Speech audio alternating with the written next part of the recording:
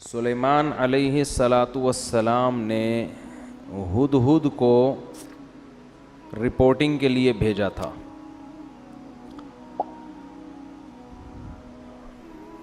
اس سے یہ بھی پتہ چلتا ہے کہ دنیا کی کوئی بھی حکومت ہو، فوج ہو، اس کو خفیہ ایجنسیوں کی بہرحال ضرورت پڑتی ہے جو رپورٹیں لا کے پیش کریں.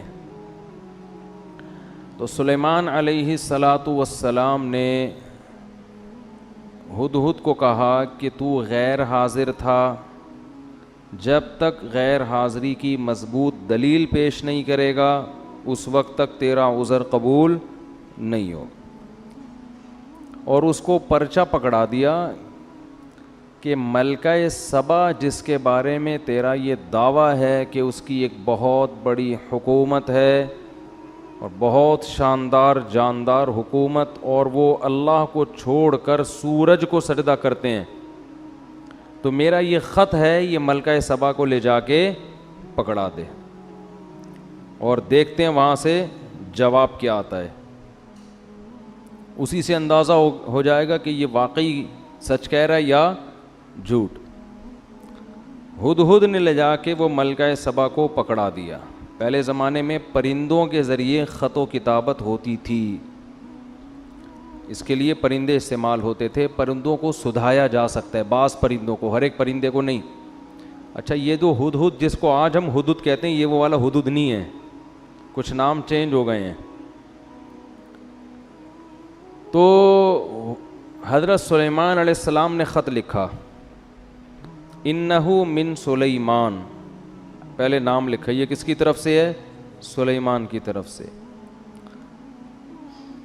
وَإِنَّهُ بِسْمِ اللَّهِ الرَّحْمَنِ الرَّحِيمِ، اور اس کا مضمون یہ ہے، اللہ کے نام سے شروع کرتا ہوں جو بڑا مہربان اور نہایت رحم کرنے والا ہے. بڑی جان ہے اس کلمے میں. آج لوگ تحریر سے پہلے بسم اللہ نہیں لکھتے، یا تو 786 لکھ دیتے ہیں یا لکھتے ہی نہیں کہ کہیں پیپر گر گیا تو بے ادبی نہ ہو جائے. یہ وہمی ہونے کی علامت ہوتی ہے. اتنا زیادہ ادب تمیز کہ آپ کوئی کام ہی چھوڑ دیں، پھر تو کہیں بھی نہیں لکھنا چاہیے، پھر تو قرآن میں بھی نہیں لکھنا چاہیے. کئی بعض دفعہ قرآن انسان کے ہاتھ سے غلطی سے گر جاتا ہے، اللہ تعالیٰ حفاظت میں رکھے.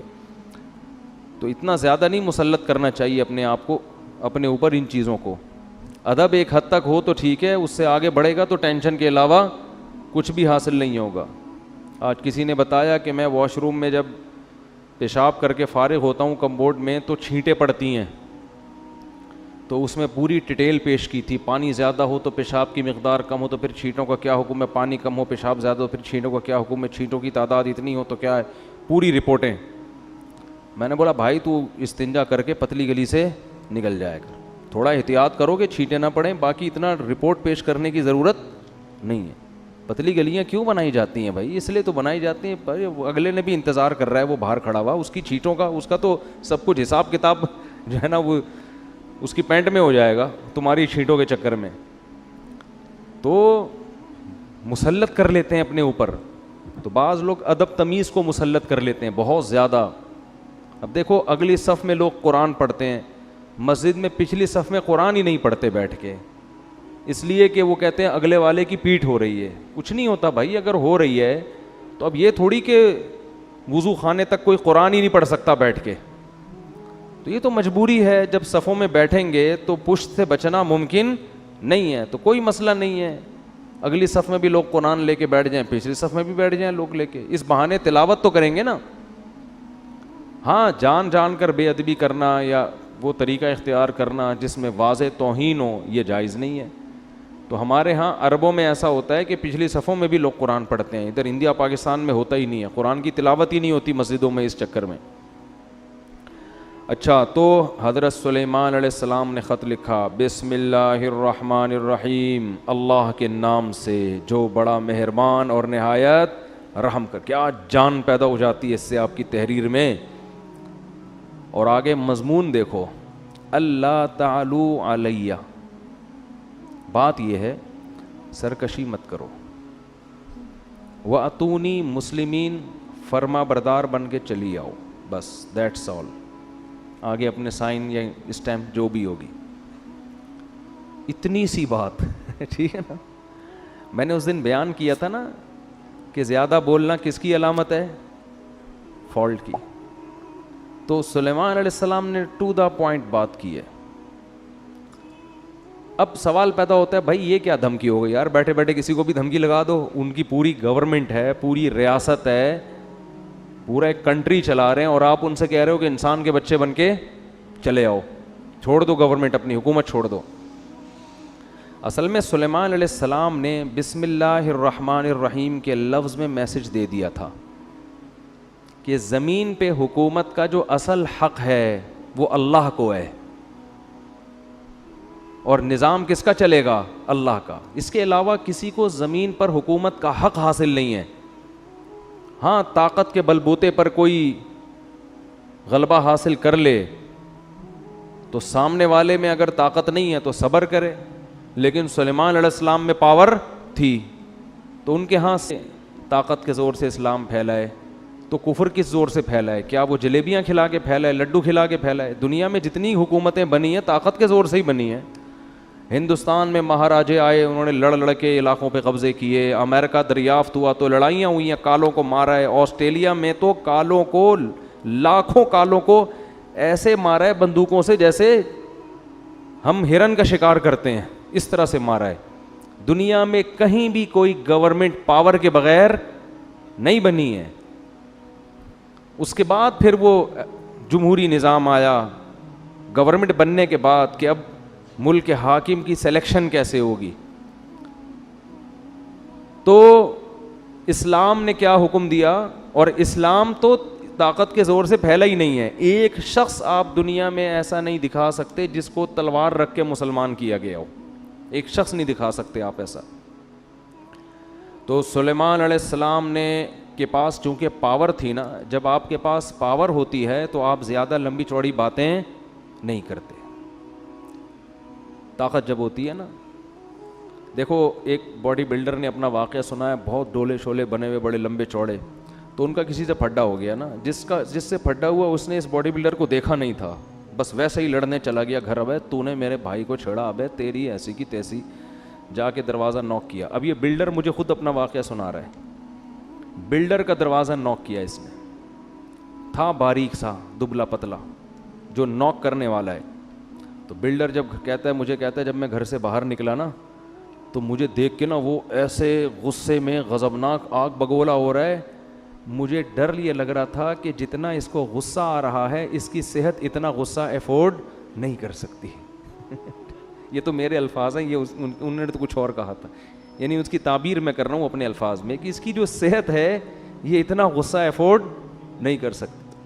تو کہہ رہے وہ ایسے یوں یوں چل رہا تھا تو مجھے ہنسی آ گئی. مجھے لگا کہ یہ تو یہیں کہیں پگھل نہ جائے بھائی غصے سے. تو کہہ رہے مجھے ہنسی آ گئی, میں نے کہا یار جا.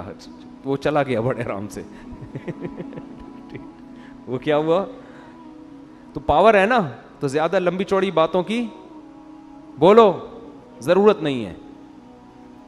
ٹو دا پوائنٹ بات سے ہی مسئلہ حل ہو جاتا ہے. اسی طرح یاد رکھو جب کسی باطل سے بحث ہوتی ہے تو باطل سے بحث میں بھی لمبی چوڑی باتوں کی ضرورت نہیں ہوتی, اور باطل کی عادت ہوتی ہے باتوں کو طول دیتا ہے. میری کچھ دن پہلے بحث ہوئی تھی نا تقلید کے موضوع پر. میں نے پوچھا تقلید کسے کہتے ہیں, انہوں نے کہا بغیر دلیل کسی کو ماننا, اور یہ حرام ہے. تو میں ایک بات پہ اڑ گیا تھا کہ صحابہ نے بھی تو, بہت سے تابعین نے تو صحابہ کی بات کو بلا دلیل فالو کیا ہے, تو یہ کیا ہے؟ تو وہ پوری بحث میں اس کا جواب نہیں آیا.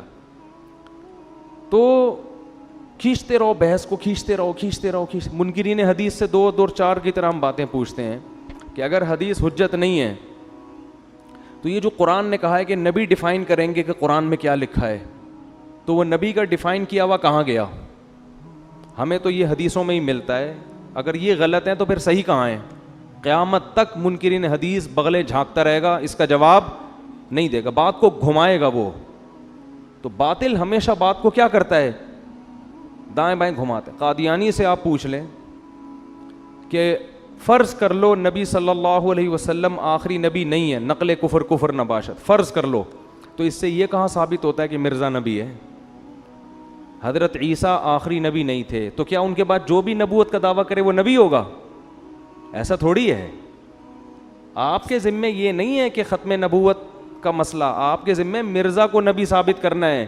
تو آؤ اس پہ بات کرتے ہیں کہ مرزا شریف آدمی بھی تھا یا نہیں تھا. آپ شرافت ثابت کر دو, نبی ہم خود ہی مان لیں گے. قادیانی الٹا لٹک جائے گا مگر اس بحث پہ آمادہ نہیں ہوگا, کیونکہ اس کی کتابوں سے پتہ چلتا ہے کہ وہ شریف انسان نہیں تھا. اسی کی کتابوں سے. سمجھتے نہیں ہو میرا خیال ہے بات کو, پھر بھی نکل پڑتے ہو رات کو.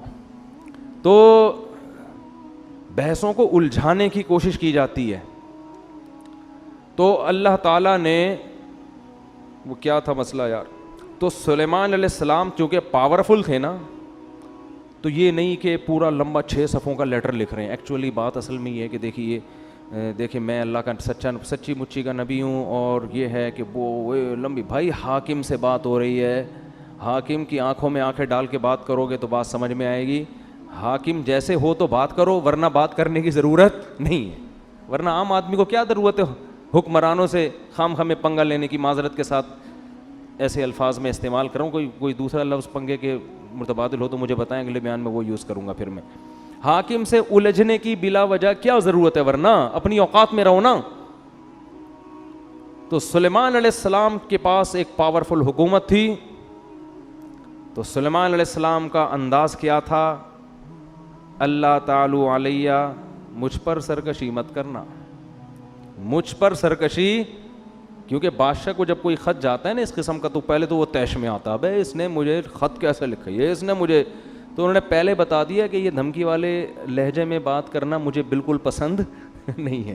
ٹھیک ہے نا. جب مسلمانوں کی خلافتیں تھیں نا, تو مسلمانوں کا اسٹائل بھی یہی ہوا کرتا تھا, یہی اسٹائل ہوا کرتا تھا. تو اس لیے قرآن کہہ رہا ہے اپنے آپ کو مضبوط کرو, مضبوط طاقتور بناؤ, اسٹائل چینج کرو. لیکن طاقتور بنائے بغیر اگر اسٹائل چینج کر دیا نا, تو لینے کے دینے پڑ جائیں گے. وہی حال ہو جائے گا جو باڈی بلڈر کے گیٹ پر آیا تھا اور کانپتا ہوا واپس چلا گیا. اللہ تعالی علیہ, سرکشی مت کرو, واتونی مسلمین, اور فرمانبردار بن کے چلی آؤ. اس میں انہوں نے اسلام کی دعوت دے دی, کیونکہ اللہ کا لفظ استعمال کیا, الرحمن الرحیم, بڑا مہربان اور نہایت رحم کرنے والا. اس میں بتا دیا ملکہ سبا بڑی ذہین. میں کہہ رہا تھا نا اللہ نے عورتوں کو مردوں سے کم عقل دی ہے, مگر کچھ عورتیں مردوں سے زیادہ ذہین. ایک طرف ہم ملکہ سبا کو لیتے ہیں, ایک طرف فرعون کو لیتے ہیں. ملکہ سبا نے ایک خط پڑھا ہے, اس کی کھوپڑی میں بات آ گئی, اور فرعون کمبخت, موسیٰ علیہ السلام نے خط نہیں بھیجا, موسیٰ علیہ السلام چل کے اس کے محل میں گئے ہیں. قرآن کہہ رہا ہے قولا لہو قولا لینا, اے موسیٰ ان سے نرم بات کرنا, سختی سے بات مت کرنا. دھمکی آمیز لہجہ نہیں ہونا چاہیے, سختی نہیں, نرم بات, شاید اس کو نصیحت ہو جائے. ادھر سلیمان علیہ السلام کا انداز دھمکی آمیز تھا, ٹھیک ہے نا, نرم لہجہ نہیں تھا. دھمکی آمیز, سرکشی مت کرو, انسان بن کے ہے بھائی. مسلم کا معنی فرما بردار, جس کو اردو میں انسان کا بچہ بولتے ہیں. یہ کہتے ہیں نا بندہ, پنجابی میں کہتے ہیں بندے دا پتر, اردو میں کیا کہتے ہیں, انسان کا بچہ. انسان کا بچہ بن کے آ, انسان بن, بندہ بن, بندہ کہتے ہیں نا لاہور میں. تو موسیٰ علیہ السلام کا جو انداز بھی نرم, اور اکیلے نہیں گئے بلکہ ہارون علیہ السلام بھی آپ کے ساتھ. 2 بندوں کا اثر زیادہ ہوتا ہے. ادھر سلیمان علیہ السلام خود تو گئے نہیں, خط بھی کسی سفیر کے ذریعے نہیں, پرندہ جھولی میں ڈال کے آ گیا, بس بات پہنچائیے, وہ بھی دھمکی آمیز لہجے میں. کتنا فرق ہے دونوں کی مینٹل اپروچ میں. فرعون کو پھر معجزے دکھائے, جادوگروں سے مقابلہ کروایا. موسیٰ کلیم اللہ کو بچپن سے جانتا تھا کہ یہ جھوٹے نہیں ہیں, یہ شریف انسان ہیں.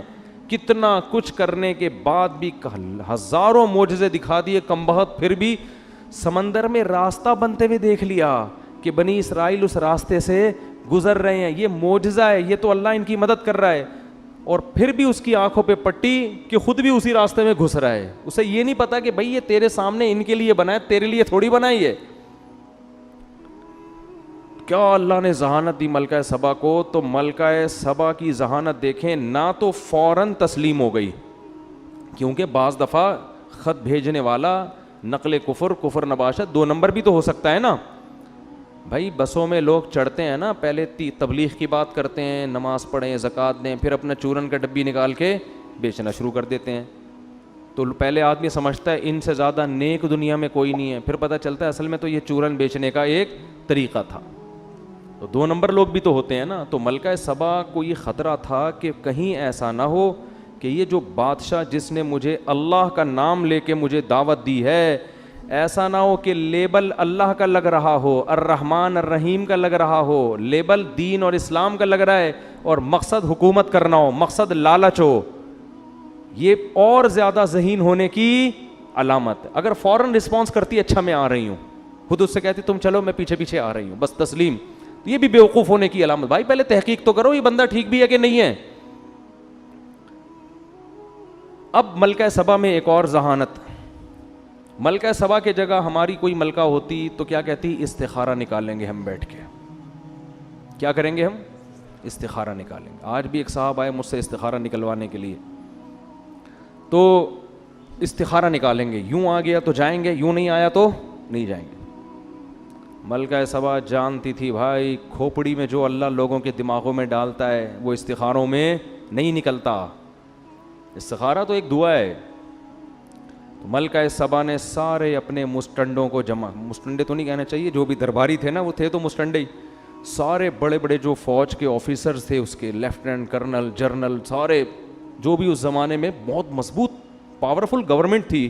قرآن کہتا ہے وہ اوتیت من کل شیء، ہر چیز اللہ نے اس کو دی تھی، چھوٹی موٹی حکومت نہیں تھی، بہت پاورفل تھی. تو اس نے اپنے سارے جرنیلوں کو جمع کیا، آرمی کا اجلاس طلب کیا، آ جاؤ بھائی، اور کہنے لگی یا ایھا الملا، اے میرے، ملا کہتے ہیں جو اپر لیول کے لوگ ہوتے ہیں نا، جو گورنمنٹ میں بہت اونچی اونچی پوسٹوں پر ہوتے ہیں، ان سے ان کو بٹھا کے کہنے لگی انی القی الی کتاب کریم، میرے پاس ایک لیٹر آیا ہے خاندانی. مضمون سے اندازہ لگا لیا کہ بھیجنے والا بھی کیا ہے؟ چھوٹا موٹا آدمی. اگر چھوٹا موٹا ہوتا نا تو 6 صفحوں کا خط لکھا ہوتا اس نے. ایکچولی زیادہ ہوتا اس میں، زیادہ ہوتا ٹھیک ہے نا، اور پھر پھول وول بنائے ہوئے ہوتے، 2 گلاب کے پھول بھی خط کے اندر ڈالے ہوئے ہوتے. تو کیسے اس نے، ذہین کتنی تھی اندازہ لگاؤ. انی القی الی کتاب کریم، کریم کہتے ہیں عزت دار. میرے پاس ایک خط آیا ہے، خط سے لگ رہا ہے کہ یہ معمولی خط نہیں ہے، مختصر، ٹو دا پوائنٹ، اور دھمکی بھی اور دعوت بھی. یہ خط تو اس قابل نہیں ہے کہ اس کو پھاڑ کے پھینک دیا جائے، اس پہ ایک اجلاس ہونا چاہیے، اس پہ ایک اجلاس ہونا چاہیے. اور اس پھر کہنے لگی خط یہ ہے، بڑا وہ ترجمہ ہوتا ہوگا اس زمانے میں، ٹرانسلیشن کا انتظام ہوتا ہوگا اگر زبان الگ الگ ہے تو. قرآن تو واقعے کو شارٹ کر کے سناتا ہے نا. اور کہنے لگی انی القی الی کتاب کریم انہ من سلیمان و انہ بسم اللہ الرحمن الرحیم اللہ تعالی علی واتونی مسلمین. پورا خط پڑھ کے سنایا اور کہنے لگی یا ایھا الملأ افتونی فی امری، اے میرے ساتھ اٹھنے بیٹھنے والے لوگوں مجھے میرے معاملے میں مشورہ دو. یہ بھی ملکہ سبا کے خاندانی ہونے کی دلیل. مشورے سے فائدہ کیا ہوگا کہ اس کے تمام پہلو سامنے آ جائیں گے، پازیٹیو بھی، جو بھی ہم نے کرنا ہے ان میں ہر چیز کو ہم مشورے میں ڈسکس کریں گے اور اس کے ہر پہلو پہ غور کریں گے، پازیٹیو بھی اور نیگیٹو بھی. تو اس کے بعد ایک رائے قائم کرنا ہمارے لیے آسان. یہ اس کی دوسری دلیل ہے ملکہ سبا کے خاندانی ہونے کی. پھر کہنے لگی ما کنت قاطعۃ امرا حتی تشہدون، جب تک تمہاری رائے سامنے نہ آ جائے اس وقت تک میں کوئی یقینی فیصلہ نہیں کروں گی. یہ تیسری دلیل ہے کیا ہونے کی. قاطعۃ امرا کا مطلب میں اپنی رائے تو پیش کروں گی لیکن فیصلہ میں اس وقت کروں گی جب تمہاری رائے بھی سامنے آ جائے. تو ابھی جو میں رائے پیش کروں گی وہ میرا فیصلہ نہیں ہے، وہ رائے ہے، اور تمہاری رائے آنے کے بعد جو میں رائے دوں گی وہ رائے نہیں ہوگی بلکہ وہ آرڈر ہوگا. یہ اسٹائل مارکیٹ میں ملے گا آج کل آپ کو کہیں ہے بھائی. یہ ہمیں بھی اسٹائل سکھایا جا رہا ہے ٹھیک ہے نا، کہ ہم بھی اپنے فیصلے بولتے کیوں نہیں کریں. ہم سے قیامت تک کوئی فیصلہ ہوتا ہی نہیں ہے. آج قوت فیصلہ ڈیسیجن پاور جسے کہتے ہیں نا, وہ مارکیٹ سے کیا ہو گئی ہے, شارٹ. سارے زندگی سوچتے رہتے ہیں کرنا ہے کہ نہیں کرنا ہے, کرنا ہے کہ نہیں کرنا ہے, کرنا ہے کہ نہیں, کوئی طریقہ ہی نہیں ہے نتیجے تک پہنچنے کا. قالوا نحن اولو قوت, وہ پاورفل لوگ تھے, سمجھدار لوگ تھے. انہوں نے بات کیا کی, انہوں نے کہا دیکھو بھائی, نحن اولو قوت, ہم پاورفل لوگ ہیں, طاقتور لوگ ہیں, کمزور نہیں ہیں. کیا مطلب؟ اگر تو لڑائی کا آرڈر دے گی تو بزدلی نہیں دکھائیں گے. یہ کسی ملک کی آرمی کے خاندانی ہونے کی دلیل ہے کہ جب گورنمنٹ مشورہ لے رہی ہو فوج سے, کیا خیال ہے بھائی اس کنٹری پہ حملہ کرنے کا, تو فوج یہ نہیں کہ ابھی دیکھیں ایکچولی ابھی تو اتنے سارے مسائل چل رہے ہیں, کیا ابھی پھڈا ختم نہیں ہوا, دوسرا پھڈا شروع کر دیا آپ نے ہیں, یہ کوئی بات ہے لڑائی پھڈے. اور خط بھی تو دیکھو نا, خود ہی کہہ رہی ہو خاندانی خط ہے, اوپر سے اس بندے سے لڑواؤ گی ہم کو. معیشت دیکھو کہاں جا رہی ہے, ڈالر دیکھو کہاں جا رہا ہے, وہ بھی لڑائی کی بات. یہ فوج پہ یہ باتیں سوٹ بولو نہیں کرتی, فوج پہ یہ بات سوٹ کرتی, بھائی لڑائی کے لیے ہر وقت تیار ہے, آرڈر کرو بس, آرڈر آپ کا ہوگا. یہ بھی فوج کے کیا خاندانی ہونے کی دلیل. لیکن انہوں نے ایک فالٹ تھا اس میں, فالٹ یہ تھا کیونکہ وہ ملکہ سبا کی طرح ذہین نہیں تھے. فالٹ یہ تھا کہ آپ رائے وہ دیں جو آپ کی اپنی خدمات تو پیش کریں آپ, لیکن آپ سے مشورہ یہ نہیں لیا جا رہا کہ آپ لڑنے کے لیے تیار ہیں یا نہیں. مشورہ آپ سے یہ لیا جا رہا ہے کہ لڑنا مناسب ہے یا نہیں, کیا کریں. اس بارے میں انہوں نے کوئی مشورہ نہیں دیا. تو اس کا مطلب خاندانی تھے, مگر اتنے نہیں جتنی ملکہ سبا خاندانی تھی. ظاہر ہے یہ اس سے زیادہ خاندانی ہوتے پھر یہ اس کے باپ بن کے بیٹھے ہوئے ہوتے نا وہاں پہ, ٹھیک ہے نا, اس کی تھوڑی سلیکشن ہوتی. تو والامر الیک, کہنے لگے ہم طاقتور لوگ ہیں, کمزور نہیں ہیں, لڑنے کے لیے ہر وقت تیار ہیں. والامر الیک, لیکن فیصلہ تو نے کرنا ہے. ملک کی حاکم کون ہے؟ تو ہے. فانظری ماذا تأمرین, تو بتا تیرا کیا حکم ہے. ملکہ سبا بہت ذہین تھی. اگر وہ یہ کہہ دیتی کہ نہیں بھائی ابھی میرا لڑنے کا پروگرام نہیں ہے, اس میں دو نقصان تھے. ایک یہ کہ آرمی کہتی کہ بھائی اس نے فیصلہ جلد بازی میں کیا ہے, اس کو چاہیے کہ دوسرا پہلو بھی ہمارے سامنے, لڑنے کے فضائل بھی اور نہ لڑنے کے بھی ہمارے سامنے رکھے. دوسرا نقصان اس میں یہ ہوتا, یعنی پہلا تو یہ ہوتا کہ اس نے فیصلہ جلد بازی میں کیا ہے, دوسرا یہ ہوتا کہ یہ بزدل ہے, ہماری گورنمنٹ اپنے آپ کو بچانے کے چکر میں دوسروں کی دھمکیوں کو پی رہی ہے. تو یہ دونوں چیزیں امیج غلط جاتے. تو ملکہ سبا نے دونوں پہلو سامنے رکھے. اس نے کہا دیکھو بات یہ ہے کہ نہ تو میں لڑائی سے بھاگنے والی ہوں, نہ میں اس کی قائل ہوں کہ ہر صورت میں لڑیں. ہم دیکھتے ہیں کہ لڑنا اگر ہمارے لیے فائدہ مند ہے تو لڑیں گے, نہیں لڑنا فائدہ مند تو نہیں لڑیں گے. اب لڑنا فائدہ مند کب ہے, نہیں لڑنا فائدہ مند کب ہے؟ اگر طاقت کا مقابلہ طاقت سے ہو رہا ہے تو لڑیں گے. لیکن اگر یہ ویژنری آدمی ہے, اس کی دعوت صحیح ہے, یہ پیسے کے لیے حکومت کے لیے نہیں لڑ رہا, یہ خدا کے دین کو غالب کرنے کے لیے ایک اس کا نظریہ ہے, ایک تھیوری ہے, ایک نظریہ ہے, اس کے لیے لڑ رہا ہے, تو پھر ہم اس سے مقابلہ نہیں کر سکتے. کیونکہ اگر ہم نے اس سے مقابلہ کیا, فتح ہو گئی تو بلے بلے, شکست ہو گئی تو پھر یہ ایسی واٹ لگا کے رکھے گا نا ہماری, اور ایسا ستیہ ناس کرے گا کہ سوچ لو کہ عزت دار لوگ ذلیل ہو جائیں گے. تو یہ دوسرا آپشن بھی سوچ لو, کیسی خاندانی در خاندانی ہے کہ نہیں ہے. تو کیا کہنے لگی, ان الملوک اذا دخلوا قریۃ افسدوها, دیکھو تم نے تو بات کر دی ہم لڑنے کے لیے تیار ہیں, لیکن بادشاہ لوگ جب لڑتے ہیں تو شکست میں کے ساتھ فتح کا خطرہ بھی ہوتا ہے, اور اگر ان کو فتح ہو گئی افسدوها, ملک کا بیڑا غرق کر دیں گے. وجعلوا اعزت اہلها اذلۃ, اور بادشاہوں کی عادت ہے ملک فتح کرنے کے بعد عزت دار لوگوں کو ذلیل بنا دیتے. میں بھی باندی بن سکتی ہوں, لونڈی بن سکتی ہوں, تم بھی سارے کیا بن جاؤ گے, قیدی بنو گے, غلام بنو گے. وَكَذَلِكَ يَفْعَلُونَ, یہ بھی کریں گے ایسا. لہذا ہم یہ تحقیق کرتے کہ یہ اہل حق ہیں, یہ اہل باطل. تو اب آپ مجھے بتاؤ کہ جو آدمی خامخواہ میں دھمکیاں دے رہا ہو, اس کے پیچھے کوئی ویژن نہ ہو, تو اس سے اس کا دنیاوی مفاد کے علاوہ کوئی مقصد ہوگا؟ ہے بھائی, خامخواہ میں ایک آدمی کسی کو تنگ کر رہا ہے, اس کا مطلب بھائی آپ اس کے وسائل پہ قبضہ کرنا چاہتے ہیں. ایک ملک جب دوسرے ملک پہ بلا وجہ حملہ کر رہا ہے, اس کا مطلب اس کے وسائل کس کے کنٹرول میں لانا چاہ رہا ہے؟ اپنے. اسلام کی لڑائی اس مقصد کے لیے نہیں ہوتی. تو اس نے یہ کہا انی مرسلۃ الیہم بہدیۃ فناظرۃ بما یرجع المرسلون, میں اس کے پاس ہدیے تحفے تحائف بھیجتی ہوں بڑے خاندانی اور قیمتی قسم کے. گورنمنٹ کے پاس جو گفٹ ہوں گے وہ چھوٹے موٹے نہیں ہوں گے. اگر یہ شخص دنیا پرست ہے, اس کے دل میں حکومت کی لالچ ہے, یہ نذرانے دیکھ کرنا یہ اپنے ویژن اور نظریے سے پیچھے ہٹ جائے گا, اس کی دعوت میں لچک پیدا ہو جائے گی. پھر اگر دھمکی دی تو ہم لڑیں گے اس سے, اور اگر دھمکی نہیں بھی دی تو بھی لڑیں گے, کیونکہ یہ اس کی علامت ہے کہ یہ خام خام حکومت کا نشہ ہے. تو ملکہ سبا نے نا اس زمانے کے اربوں کھربوں کے حساب سے ہیرے جواہرات جو بھی قیمتی بہت خاندانی قسم کے تحفے تھے قاصدین کو دیے, اور بولے جاؤ سلیمان کو دے کر آ جاؤ.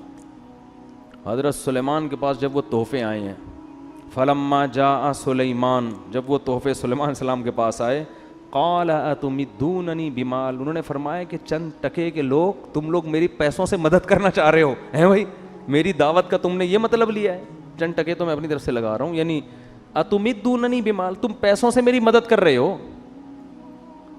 تم یہ سمجھ رہے ہو کہ اتنے ڈالر ہم تمہارے لیے مدد کے لیے بھیجیں گے تو تم چپ ہو جاؤ گے. اتمدوننی بمال, پیسوں کے ذریعے میرا منہ مجھے چپ کرانا چاہ رہے ہو.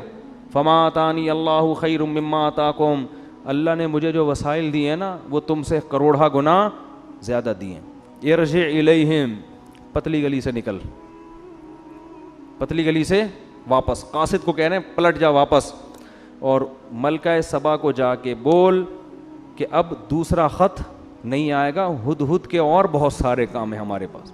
ہدہد اس کام کے لیے فارغ نہیں بیٹھا ہوا کہ خط و کتابت ہی کرتا رہے. فَلَنَأْتِيَنَّهُمْ بِجُنُودٍ لَّا قِبَلَ لَهُمْ بِهَا, اب اس کو بول اب خط نہیں آئے گا, اب فوج آئے گی. جیسے خادم حسین رضوی نے کہا تھا نا غوری آیا, ٹھیک, وہ تو کچھ زیادہ ہی ہو گئی تھی, لیکن قرضہ معاف کروانے کا ایک بہترین طریقہ تھا, بٹن دباؤ غوری آیا. خیر, فَلَنَأْتِيَنَّهُمْ بِجُنُودٍ لَّا قِبَلَ لَهُمْ بِهَا. مجھے لڈن جعفری کے مرنے کا جتنا افسوس ہوا ہے نا, کیونکہ رمضان میں بڑے زبردست چیزیں آتی رہتی تھیں, مختلف چیزیں آتی رہتی تھیں, آدمی فریش ہوتا رہتا تھا ان کو دیکھ کر.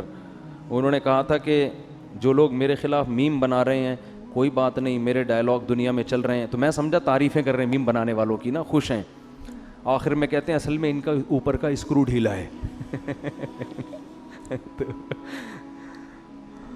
تو حضرت سلیمان نے فرمایا فَلَنَأْتِيَنَّهُمْ بِجُنُودٍ لَّا قِبَلَ لَهُمْ بِهَا, ملکہ سبا سے جا کے بولو, انہی کے قاصد کو کہہ رہے ہیں, ہدہد نہیں بھیج رہے, قاصد کو کہہ رہے ہیں کہ اب خط نہیں آئے گا, میں ایک ایسی فوج لے کر حملہ کروں گا کہ تم اس کے مقابلے میں ٹھہر نہیں سکتے. بھائی اس میں تو جنات بھی ہوں گے, اس میں تو انسان بھی ہوں گے.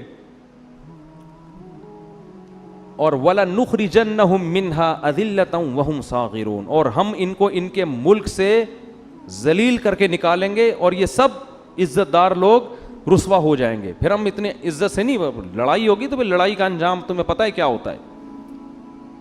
تو جب وہ دھمکی پہنچی ہے نا, ملکہ سبا نے دوبارہ مشورہ کیا, انہوں نے بولا بھائی یہ بندہ لالچی نہیں ہے, چلو مذاکرات کے لیے چلتے ہیں سلیمان کے پاس. بات کیا ہے بھائی, یہ نہیں کہ جنگ کے لیے چلتے ہیں, بلایا جا کے بات چیت کرتے ہیں, کیا مسئلہ ہے بھائی, ٹھیک ہے نا. تو قرآن کہہ رہا ہے کہ حضرت سلیمان کو اطلاع مل گئی کہ ملکہ سبا وہاں سے چل پڑی ہے. حضرت سلیمان علیہ السلام چاہتے تھے کہ ملکہ سبا کو ہم نے دعوت دینی ہے, لڑائی کے بغیر ہی کام بن جائے تو زیادہ اچھا ہے نا. اسلام حدیث میں آتا ہے کہ لا تتمنوا لقاء العدو, دشمن سے لڑائی کی تمنا کبھی بھی مت کرو. جنگ اسلام میں کوئی پسندیدہ کام نہیں ہے, کوشش کرو کام جنگ کے بغیر ہو جائے. فرمایا فَإِذَا لَقِيتُمْ فَاصْبِرُوا, ہاں اگر جنگ مسلط ہو جائے تو پھر صبر کرو. وَاعْلَمُوا أَنَّ الْجَنَّةَ تَحْتَ ظِلَالِ السُّيُوفِ, اور یقین کر لو جنت تلواروں کی چھاؤں میں رکھی ہے اللہ نے. کیسی زبردست حدیث ہے. تو حضرت سلیمان بھی چاہتے تھے کہ خام خواہ میں جنگ نہ ہو. اگر بھائی آرام سے یہ مسلمان ہو جاتی ہے تو کیا ضرورت ہے ہمیں جنگ کرنے کی, اور یہ مسلمان ہوگی تو پوری قوم نیچے مسلمان ہو جائے گی. تو سلیمان علیہ السلام نے ارادہ کیا اس کو اپنے کچھ معجزے پہلے سے دکھائیں تاکہ وہ دیکھ کے یقین کر لے کہ یہ انسان کے بس میں نہیں ہے, ان کے ساتھ کون ہے, اللہ ہے, اور یہ اللہ کے سچے نبی ہیں. اس کے لیے سلیمان علیہ السلام نے ترکیب یہ سوچی کہ ہم ایسا کرتے ہیں کہ ملکہ سبا کا اتنا بڑا عالی شان تخت, ہیرے جواہرات اس میں جڑے ہوئے اور ٹنوں من اس کا وزن, وہ کسی جن کو ٹھیکہ دو پہلے ہی اٹھا کے لے آئے وہ. تو جب وہ یہاں آ کے دیکھے گی تو حیران ہو جائے گی نا. تو یہ کام تو انسان کے بس میں ہے نہیں. اس زمانے میں جہاز تھوڑی تھے, جو ہوائی جہاز ہیں یہ تھوڑی تھے اس زمانے میں, اور شپ کے ذریعے آنے میں تو کئی مہینے لگ جاتے تھے. تو اس لیے سلیمان علیہ السلام نے اپنے دربار میں کہا یا ایھا الملأ ایکم یاتینی بعرشھا قبل ان یاتونی مسلمین. ہاں بھائی تم میں کوئی ایسا بندہ ہے, کوئی ایسی مخلوق بیٹھی ہوئی ہے جو ملکہ سبا کے یہاں پہنچنے سے پہلے, اس کو بھی کئی مہینے لگیں گے یا 1 مہینہ یا 2 مہینہ لگے گا, تو اس کے یہاں پہنچنے سے پہلے کون اس کا تخت اٹھا کے لے آئے گا. قرآن کہتا ہے یہ ظاہر ہے انسان کے بچے کا کام نہیں ہے. قال عفریت من الجن انا آتیک بہ قبل ان تقوم من مقامک. ایک جن کھڑا ہوا. عامل لوگ بڑے خوش ہوں گے, دیکھو جنات کے پاس ایسے اختیارات ہیں, وہ یہ بھی کر سکتے ہیں. جن کے پاس ایسے اختیارات ہوتے ہیں, لیکن جن آپ کے اختیار میں ہوں ایسی کوئی رپورٹ ہمارے پاس نہیں ہے. جن تو بہت کچھ کر سکتا ہے مگر وہ آپ کے مشورے پہ کرے گا ایسا نہیں ہے. اگر کر رہا ہوتا نا تو آپ کی خستہ حالت. میں کہتا ہوں ان عاملوں سے جو کہتے ہیں کہ ہم سنگ دل محبوب کو قدموں میں لا سکتے ہیں, اس کو بولو پٹھان ہوٹل سے تو 2 پراٹھے لا کے دکھا دے جن کے ذریعے. سنگ دل محبوب کہاں سے لائے گا قدموں میں؟ تو جن تو طاقتور ہوتا ہے مگر وہ انسانوں کے کنٹرول میں نہیں ہوتا. تو وہ صرف سلیمان علیہ السلام کے کنٹرول میں تھے. تو جن نے کہا میں, آپ اس کی بات کر رہے ہیں کہ وہ یہاں پہنچے گی پھر تخت آئے گا؟ ارے آپ کی مجلس برخاست ہونے سے پہلے تخت آپ کے سامنے. قرآن کہتا ہے قال الذی عندہ علم من الکتاب. ایک بزرگ بیٹھے ہوئے تھے سلیمان علیہ السلام کی محفل میں. وہ پیغمبر نہیں تھے, امتی تھے. ان کے پاس کتاب یعنی زبور کا علم تھا. اس سے پتہ چلتا ہے بھائی اللہ کی کتاب کا علم بھی کتنی بڑی فضیلت ہے. اللہ فضیلت میں بیان کر رہا ہے جن کے پاس اللہ کی کتاب کا علم. اس لیے قرآن کو سمجھ کے سیکھو. قرآن کا علم ہونا یہ اللہ کی بہت بڑی نعمت ہے. تو وہ نیک تھے. تو انہوں نے کہا سلیمان علیہ السلام سے انا آتیک بہ قبل ان یرتد الیک طرفک. حضرت یہ جن کہہ رہا ہے کہ مجلس برخاست ہونے سے پہلے میں آپ کی پلک جھپکنے سے پہلے حاضر کروں گا. یہ کہا اور تخت سامنے حاضر. نہیں آ رہی بات سمجھ. یہ واقعہ اگر صرف فضائل اعمال میں لکھا ہوتا تو فضائل اعمال کے پہ جو کفر اور شرک کے فتوے لگے ہوئے ہیں ان فتووں میں ایک اور اضافہ ہو جاتا کہ دیکھو انسان کے بس میں تو یہ ہے نہیں, یہ تو شرک پھیلا رہے ہیں. تو یہ واقعہ قرآن میں لکھا ہے. اس سے پتہ چلتا ہے کہ اللہ تعالیٰ بعض مرتبہ کسی بزرگ کے ہاتھ پہ کوئی ایسا محیر العقول کام کر دیتے ہیں جو اسباب کی دنیا میں ممکن نہیں ہوتا. اس کو کرامت کہتے ہیں. یہی کام اگر نبی سے ہو تو اس کو معجزہ کہتے ہیں, بزرگوں سے ہو تو اس کو کیا کہا جاتا ہے؟ کرامت. اور یہ کچھ بھی ہو سکتا ہے. اس میں ہمارا عقیدہ یہ ہے کہ یہ ہاتھ بزرگ کا استعمال ہوتا ہے, کام بزرگ نہیں کر رہے ہوتے. اللہ نے بزرگوں کو ایسے اختیارات نہیں دیے, نہ پیغمبروں کو دیے نہ بزرگوں کو دیے ہیں. پیغمبر کا معجزہ بھی اللہ کی طرف سے ہوتا ہے, پیغمبر کا دخل نہیں ہوتا اس میں. مردوں کو حضرت عیسیٰ زندہ کرتے تھے تو حضرت عیسیٰ نہیں کرتے تھے, بلکہ کون کرتا تھا؟ اللہ کرتے تھے. حضرت عیسیٰ تو صرف کہتے تھے. تو اللہ نے ان بزرگ کے ہاتھ پہ کرامت ظاہر کی. تو اسی طرح فضائل اعمال میں جو درجنوں واقعات لکھے ہیں ان بزرگ نے یہ کر دیا, ان بزرگ, یہ کرامت کے واقعات ہیں. ان کو شرک کہنا اس لیے درست نہیں ہے کہ ان میں ان بزرگ کی طرف مجازی نسبت ہے, حقیقت کون کر رہا ہے؟ اللہ.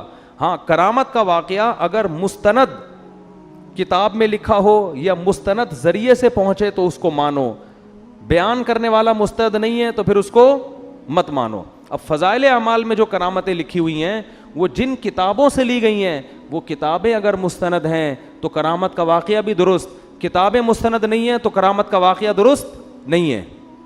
اور دوسری بات یہ کہ جو لوگ فضائل اعمال کے خلاف کلپ بناتے ہیں ان سے کہو اصل کلپ تو اس کتاب کے خلاف بننا چاہیے جس کتاب سے فضائل اعمال نے وہ کرامت لی ہے.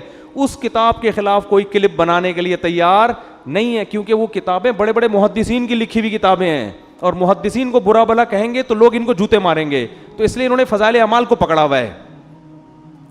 نہیں آ رہی سمجھ میں میرا خیال ہے بات؟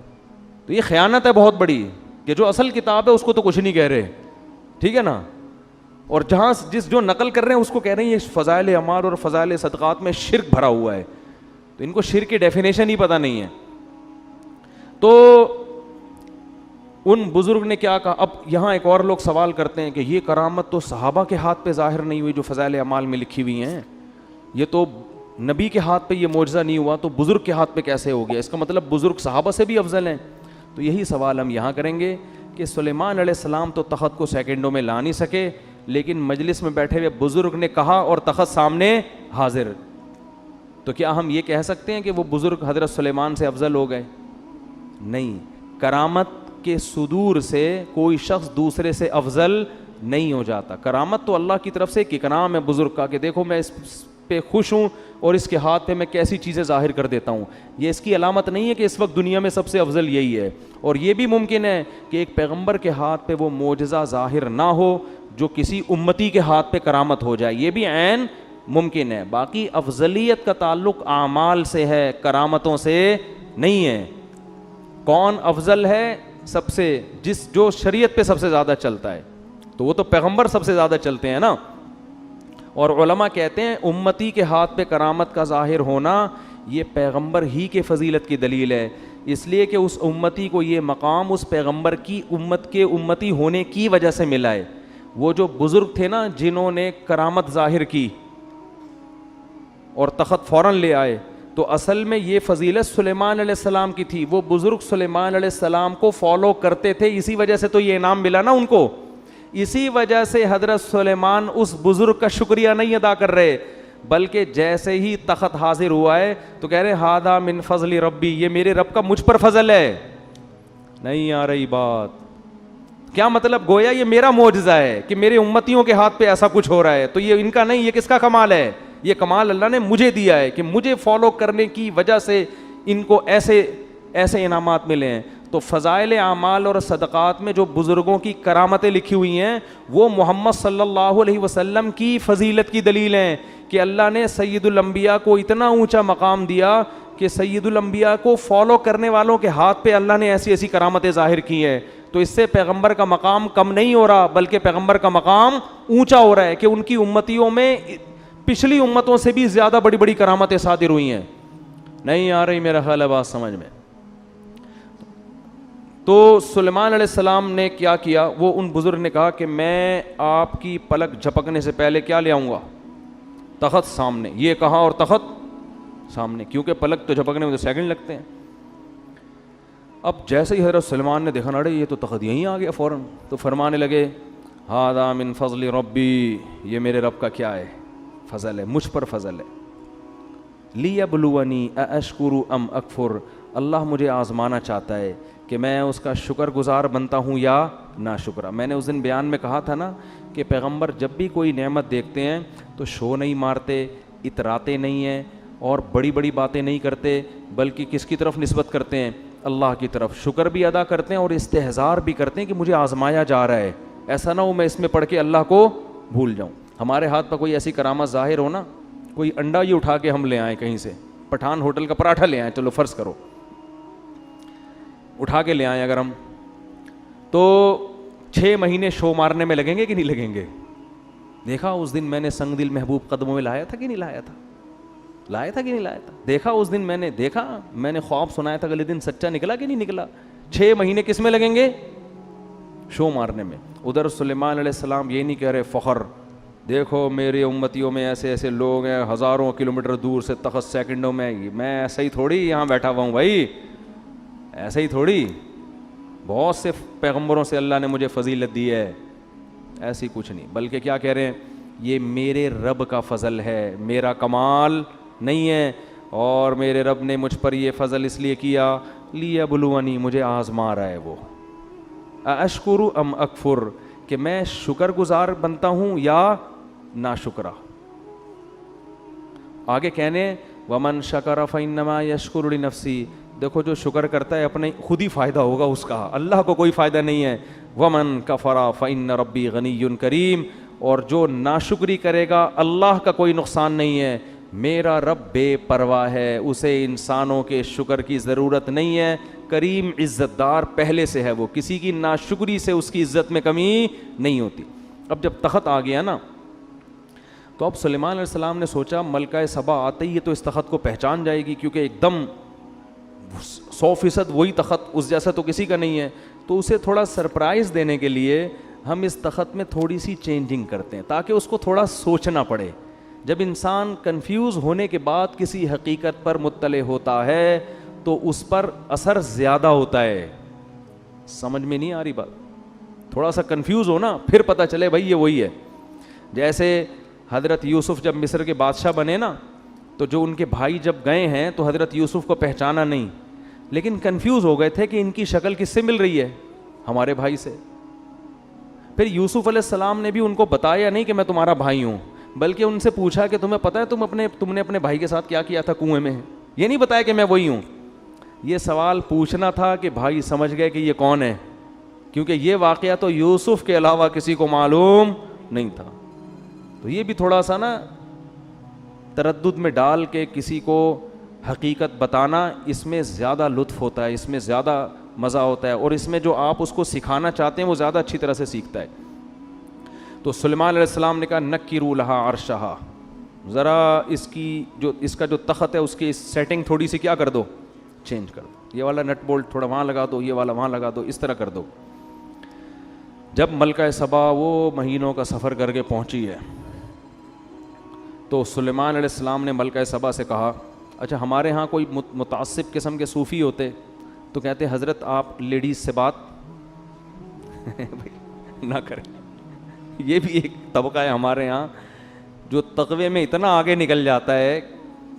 ایک طرف تو ایسا لبرل طبقہ ہے جنہوں نے پردہ ہی ختم کر دیا کہ مرد اور لڑکیاں ساتھ بیٹھ کے گپے ماریں. میں جب بھی ٹیلی ویژن کے کسی پروگرام میں جاتا ہوں پہلے یہ ان کو آرڈر دیتا ہوں میرے ساتھ کسی لڑکی کو بٹھانے کی اجازت نہیں ہے. اس کی میں نے بہت سختی کی ہوئی ہے. یہ علماء کے وقار کے خلاف ہے کہ جوان لڑکیاں بن ٹھن کے آئی ہوئی ہیں مفتی صاحب سے انٹرویو لے رہی ہیں, تو آپ پردے کی تبلیغ کیسے کرو گے دنیا کے سامنے؟ ہاں اس پہ جو ہے نا کال پہ کوئی انٹرویو ریکارڈ کرا کے, میرے کچھ انٹرویو ایسے ہیں جس میں یہ دکھایا کہ کوئی لڑکی مجھ سے انٹرویو لے رہی ہے, وہ سامنے نہیں بیٹھی ہیں, وہ انہوں نے مجھ سے ویڈیو انٹرویو ریکارڈ کروا کے پھر چلایا اس اسٹائل میں کہ جیسے ایسا لگ رہا ہے کہ وہ سامنے میرے بیٹھی ہوئی ہیں, تو وہ ایڈیٹنگ ہوئی ہے. تو ایک طبقہ تو ہمارا یہ کہ جنہوں نے پردے کے حکام کی دھجیاں اڑا دی, ایک طبقہ اتنی صوفی پنے کی انتہا کو پہنچا ہوا ہے جہاں عورت سے بات کرنے کی ضرورت ہے وہاں بھی وہ بات کرنے کے لیے تیار نہیں ہے. اب کوئی خاتون اگر آپ سے مسئلہ پوچھنے کے لیے آ رہی ہے تو پردہ کرنا تو اس کی ذمہ داری ہے, اگر وہ نہیں کر رہی تو آپ کو شریعت نہیں کہتی یہاں سے بھاگ جاؤ فوراً کہ وہ مسئلہ پوچھنے آئی آپ بھاگیں وہاں سے, آپ بیٹھیں مسئلہ بتائیں. ہاں تنہائی کسی عورت کے ساتھ بند کمرے میں اختیار کرنا اس کی اسلام میں اجازت نہیں ہے, اور آپ اس کو محبت سے پردے کی ترغیب بھی دے دیں. تو ہمارے یہاں کچھ جو اس طرح کے لوگ ہیں نا, تو وہ سلیمان علیہ السلام پر یہ اعتراض کہ آپ, وہ پہلے سلیمان علیہ السلام کے پاس جا کے کہتے حضرت آپ کو لیڈیز سے بات کرنے کی اجازت نہیں ہے بالکل. تو لیکن پیغمبر تھے کون بولتا. تو سلیمان علیہ السلام نے جب دیکھا کہ ملکہ سبا آئی تو سب سے پہلے اس سے سوال پوچھا اہا کذا عرشک, یہ تخت آپ ذرا دیکھیں بتائیں کہ کیا آپ کا جو تخت ہے اسی ٹائپ کا ہے یا نہیں ہے. تو وہ بڑے حیران ہو گئی کہ یار بالکل اسی جیسا لگ رہا ہے لیکن 100% وہ ہے بھی نہیں. تو کہنے لگی قالت کأنہ ہو, ایسا لگ رہا ہے کہ یہ وہی ہے, یعنی وہ ہے تو نہیں لیکن ایسا لگ رہا ہے کہ گویا کہ یہ وہی ہے. پھر کہنے لگی کہ بڑا کمال آپ نے کیا کہ اسی جیسا تخت ہدہد کی رپورٹوں کے ذریعے اس نے کہیں لا کے نقشہ بتایا ہوگا اور آپ نے اسی جیسا تخت بنا لیا, کیونکہ اس کے تو وہم و گمان میں بھی نہیں کہ سیکنڈوں میں یہ تخت وہاں سے اڑ کے یہاں آ سکتا ہے. لہذا وہ کہہ رہی ہے کہ کمال ہے بھائی, اسی جیسا تخت آپ نے کیسے بنا لیا. وَأُوتِينَا الْعِلْمَ مِنْ قَبْلِهَا وَكُنَّا مُسْلِمِينَ, ہمیں پتہ تھا کہ آپ کو اللہ نے جو ٹیکنالوجی دی ہے اور وسائل دیے ہیں اس کا ہمیں اندازہ تھا, لیکن ایسا اندازہ کہ ایسا خاندانی تخت بنا لو گے یہ کھوپڑی میں نہیں آتا, اور ہم پہلے سے مان چکے ہیں آپ کی صلاحیتوں کو, مسلمین مان چکے ہیں. یہ تو اس کے تصور میں ہی نہیں کہ یہ وہی ہے. قیل لہ ادخل الصرح, حضرت سلیمان علیہ السلام نے فرمایا کہ اب اس محل میں آپ داخل ہو جاؤ. تو محل کا فرش حضرت سلیمان نے ایسا خاندانی بنایا تھا نا, ایسی ٹیکنالوجی استعمال ہوئی تھی کہ وہ فرش دیکھنے میں پانی لگتا تھا کہ پانی ہے جو جس میں لہریں بن رہی ہیں, اتنا شیشے کا چمکدار. تو وہ جو ہے نا اس نے کیا کیا, فلما رأتہ حسبتہ لجۃ. اچھا اس سے یہ بھی پتہ چلتا ہے کہ اللہ نے اگر آپ کو وسائل دیے ہیں تو اچھا گھر بنانا, اچھا ڈیکوریٹ کرنا گھر کو, لائف اسٹائل کو ذرا لگژری بنا لینا, یہ شریعت کے خلاف نہیں ہے. کوئی صوفی وہاں پر ہوتا, نالائق ٹائپ کا صوفی, وہ پہلے تو حضرت سلمان کے ملکہ سبا کی اس سے بات چیت پر اس کو اعتراض ہوتا, ایک آپ نامحرم سے بات کیوں کر رہے ہیں آپ, ٹھیک ہے نا. دوسرا اعتراض اس کو یہ ہوتا ہے کہ یہ کیا ہے بھائی, یہ کیا ہے تخت مخت, آپ نے بھی تخت بنایا ہوا, آپ کا اتنا عالی شان تاج ہے, اور یہ آپ نے اتنے خوبصورت فرش بنائے ہوئے ہیں, ٹائلیں لگائی ہوئی ہیں فرش کے اوپر, اور ایسا خاندانی فرش کے دیکھنے میں کیا لگ رہا ہے, پانی لگ رہا ہے. اس زمانے میں ایسا شیشہ بنا لینا کہ پانی لگے, وہ تالاب لگے, یہ کیا بھائی, آپ کو تو ایک جھونپڑے میں رہنا چاہیے, ایک پرانے سے بوسیدہ کپڑا پہن کے اللہ اللہ کرنا چاہیے, یہ کیا بھائی. جب اللہ نے وسائل دیے ہیں تو یہ بھی بولو ٹھیک, اور جب نیت اچھی ہو تو اور زیادہ ٹھیک. نیت کیا ہے بھائی, دنیا پہ جو روب اور دبدبا پڑے گا وہ جھونپڑے دیکھ کے نہیں پڑے گا, وہ اسی دنیا کا اسٹائل یہی ہے. لینڈ کروزر میں کسی کے یہاں رشتہ لینے جاؤ فوراً ملے گا, گدھے پہ بیٹھ کے جاؤ گے کیا خیال ہے, ملے گا؟ تو جب رشتہ نہیں ملتا بھائی گدھے پہ بیٹھ کے جانے میں, تو کوئی حکومت آپ سے کیسے تسلیم ہو جائے گی آپ کے سامنے؟ وہ لے کے میدان میں جا رہے ہیں لڑنے کے لیے. تو اسی وجہ سے ہمارے نبی نے بھی اس کا بڑا اہتمام کیا ہے. جب کوئی وفد ہمارے نبی سے ملنے آتا تو آپ اپنے لباس کو چینج کرتے, اچھا لباس پہنتے, اپنے بالوں میں کنگھی کرتے, اور پھر جو دوسرے ملکوں میں آپ سفیر بھیجتے نا مذاکرات کے لیے, ان کی پرسنالٹی بڑی زبردست تھی. جتنے سفیر نبی صلی اللہ علیہ وسلم نے دوسرے ملکوں کے لیے بھیجے ہیں, ان میں مفسرین کہتے ہیں دو چیزیں قدر مشترک تھیں. ایک ان کی پرسنالٹی, خوبصورت بہت تھے, قداور تھے. دوسرا بلاغت بہت تھی, بات کرنا جانتے تھے, آواز اچھی تھی, بات بہت اچھی, کیونکہ اس سے بڑا اچھا میسج جاتا ہے. اب کسی ایسے آدمی کو بھیج دیا جو ہکلا رہا ہے وہاں جا کے, ہے بھائی, یا اس کی پرسنالٹی نہیں ہے, تو اس سے امیج اچھا نہیں پڑتا. یہ جو تھے رضی اللہ عنہ, یہ بھی سفیر تھے دوسرے ملکوں میں, یہ اتنی پرسنالٹی, اتنے خوبصورت تھے کہ حضرت عمر نے اپنے دور خلافت میں ان پر مدینہ آنے پر پابندی لگا دی, اور کہا اگر مدینہ آئیں تو چہرہ ڈھانپ کے آئیں, کیونکہ بہت سی عورتوں کو ان کو دیکھ کے فتنہ ہونے لگا تھا. یعنی مدینہ آتے نا تو جن عورت کی ان پہ نظر پڑتی اس کے بارے میں خطرہ ہوتا کہ یہ کوئی ان پہ فریفتہ نہ ہو جائے, عاشق نہ ہو جائے.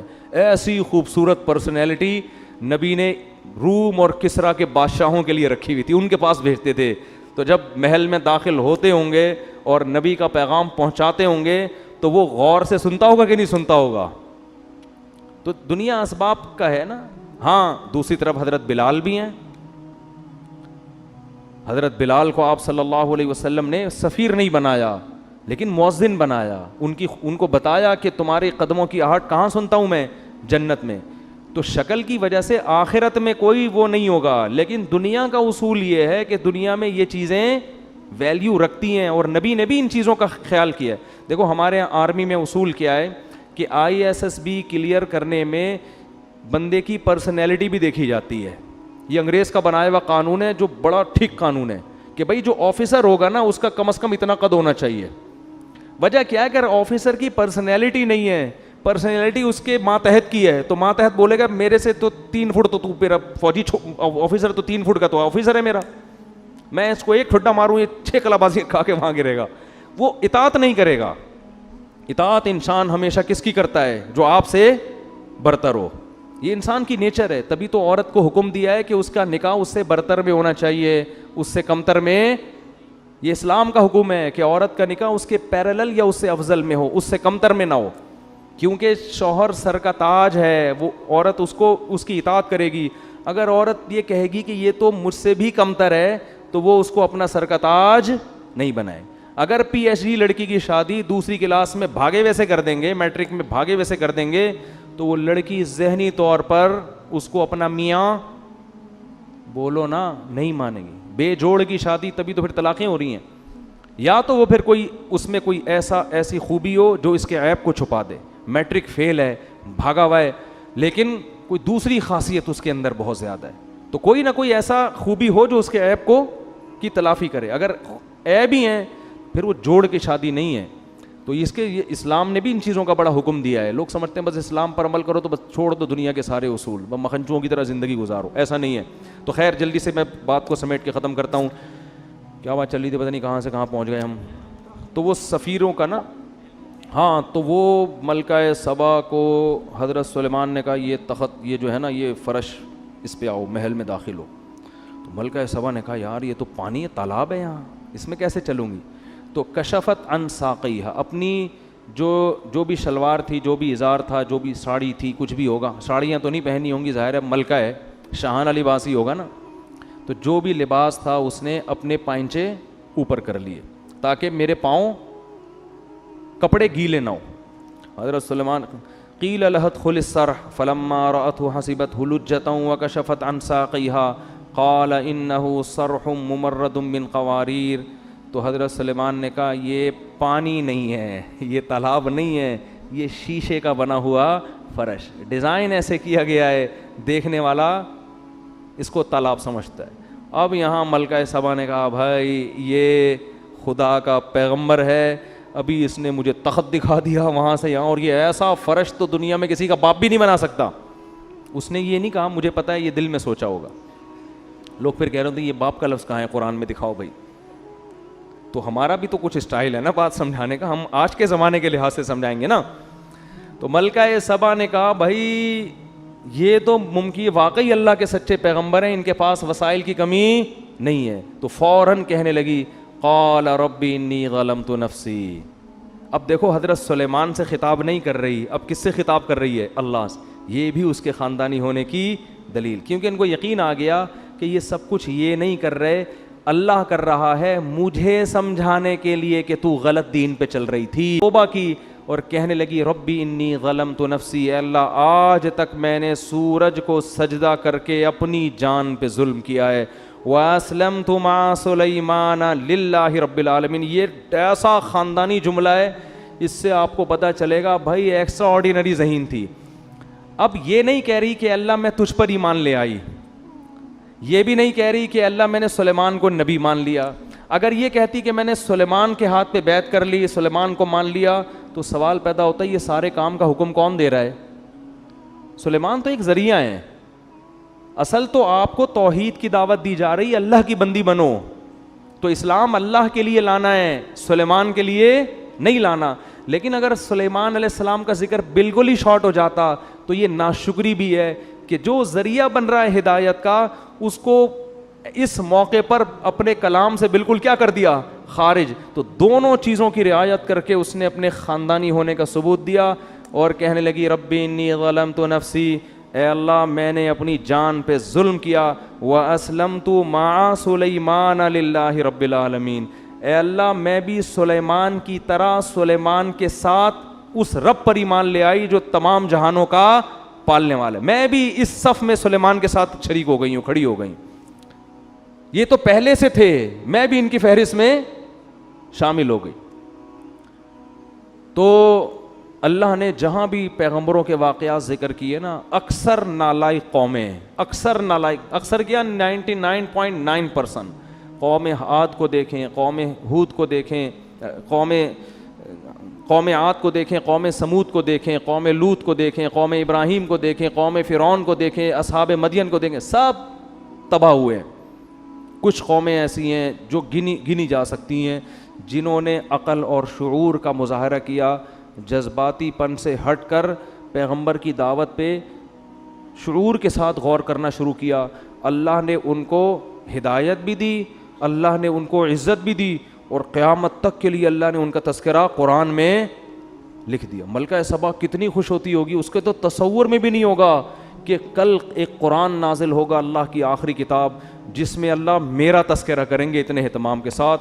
اور حضرت مولانا حضرت مفتی طارق مسعود صاحب دامت برکاتہم, آپ کے حساب سے, میرے حساب سے نہیں, میں تو ایسے ہی آدمی ہوں, آپ لوگ یہ القاب لگاتے ہیں نا, میں یہ کرتا ہوں تکبر سے بچنے کے لیے, جب لوگ کہتے ہیں مفتی طارق مسعود مدظلہ العالیہ, تو میں آگے لگاتا ہوں جو ملا کھا لیا. مدظل العالیہ کی دو قسمیں, ایک تو سچی مچی کے ہوتے ہیں جو بزرگ ہوتے ہیں, اور ایک ہوتے ہیں دامت برکاتہم العالیہ جو ملا کھا لیا. تو یہ والے ہم دامت برکاتہم ہیں. تو اس کو تصور میں بھی نہیں ہوگا کہ کل محمد صلی اللہ علیہ وسلم پہ اللہ کلام نازل کرے گا اور اللہ میری حکومت کا اور میرے اسلام لانے کا تذکرہ کرے گا. اللہ کو اس کا یہ عمل اتنا پسند ہے, اس کی کھوپڑی کیونکہ صحیح استعمال کی ہے, جذباتیت کا شکار نہیں. اور اس کے تصور میں بھی نہیں ہوگا کہ کل یوٹیوب کے مفتی طارق مسعود صاحب الفلاحیہ مسجد میں بیٹھ کر میرے خاندانی ہونے کے اتنے ثبوت پیش کر رہے ہوں گے. اس کے تصور میں بھی یہ بات نہیں ہوگی. سمجھ میں نہیں آ رہی بات؟ تو یہ عمل ہے ان لوگوں کا جو اللہ کی مان کے چلتے ہیں, اور جو جذبات میں آ کے مخالفت کرتے ہیں وہ تباہ ہو جاتے ہیں. اللہ تعالیٰ سمجھنے کی عمل کی توفیق عطا فرمائے. لوگ آخر میں ایک سوال پوچھتے ہیں کہ ملکہ سبا کی حضرت سلیمان سے شادی ہوئی تھی کہ نہیں ہوئی تھی. اس کے بارے میں کوئی رپورٹ نہیں ہے, لیکن حضرت سلیمان کی 100 بیویاں صحیح بخاری سے ثابت ہیں, تو ایک اور ہونے سے کوئی فرق نہیں پڑتا, 101 ہو گئی ہوں گی.